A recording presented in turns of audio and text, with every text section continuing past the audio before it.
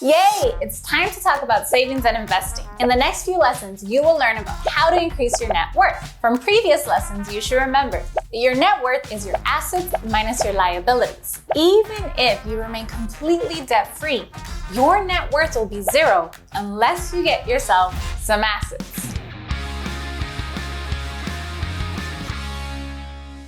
In order to have a positive net worth, we need to have more assets than liabilities. Think of an aguacate. The pit is your liabilities. The smaller the pit, the more aguacate you have to make guacamole. And just like you want more aguacate for yummy guacamole, you want to have more assets for a positive net worth. And though mortgage equity and car equity are forms of assets, we're going to be talking about the assets that you build through cash. Having an adequate emergency fund in a savings account and making sure to invest for retirement are essential to increasing your net worth. But sometimes people are scared of keeping their dinero in an online savings account or investing in the stock market and prefer to just keep their dinero under their cama or in a gaveta. And since not every country has a Federal Deposit Insurance Corporation, the FDIC, who insures up to $250,000 of deposits made in banks per depositor, I understand where the fear comes from. However, not only do we have the FDIC, whose job is to protect the consumers in the financial system, we also have the Securities and Exchange Commission, the SEC, who is responsible for protecting investors and maintaining a fair, orderly, and efficient stock market. In this country, the way to build generational wealth is to keep your dinero in the banks and in the stock market.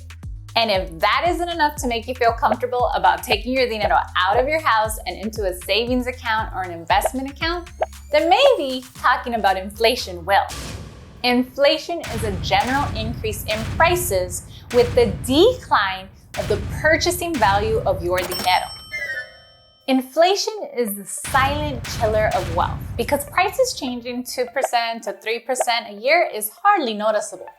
But over 10 or 20 years, those small annual changes compound and become significant.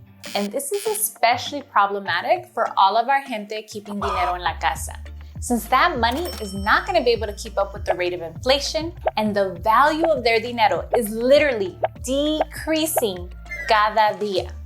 Although inflation can raise the value of assets such as property, it will decrease the value of your cash, which again is why we need you to keep your cash in high-yield savings accounts and investment accounts so that your money can grow beyond inflation. At the very least, we need our dinero to grow at a rate equal to inflation.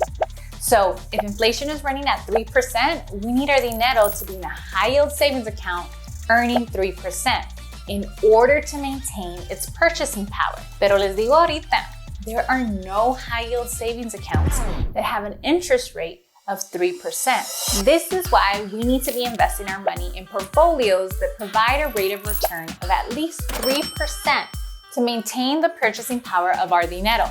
Good news is that it is possible to invest in index funds with a rate of return average around 12%, which means we can have a rate of return of 9% even after a 3% inflation rate.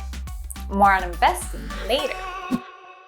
For now, I hope that I've convinced you to get your dinero out of your casa and into a savings account and investment account in order to protect your dinero from inflation.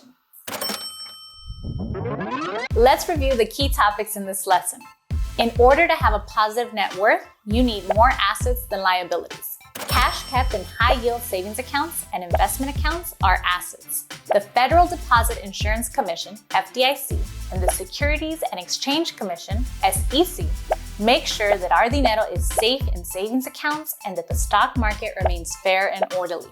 So don't be afraid of keeping your money in the bank or investing it. Cash that is kept at home is losing its purchase power slowly every single day due to inflation. Thank you for being here and learning how to protect your dinero from inflation. See you in the next lesson.